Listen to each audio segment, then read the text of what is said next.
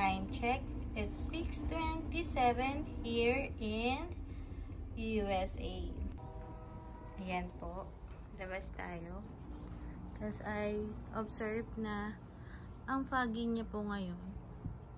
Di katulad ng ilang days na nandito ako, hindi siya masyadong foggy. Pero ngayon, ang foggy niya. So, hindi mo pa makikita ang araw. Ayan. So, actually, nandito po kami ngayon sa Plaquemine, Louisiana. And we're staying here in Airbnb with my husband. Kasi dito siya nagtatrabaho ngayon. So, hindi ko pa pinakita sa inyo kung ano yung loob niya. So, next time. So, dito muna tayo sa labas. So, ayan yung labas. Merong 4 rooms siya. Ayan. Dito yung number 4. 3, 2, 1. And then, next time, ito naman yung another business nila.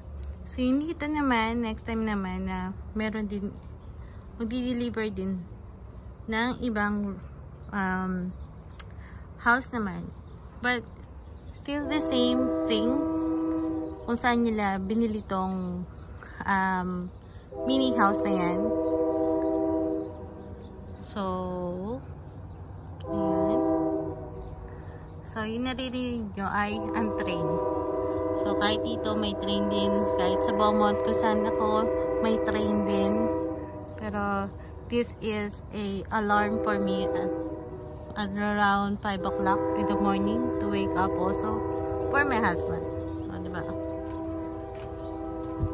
Ayan. Actually, hindi ka matatakot dito kasi I know for sure that I am safe. Kaya, no worries at all. Tubo. Diba? Hindi mo makita yung tubo. So, this is the part 1 of Airbnb mini house here in Plaquemine, Louisiana.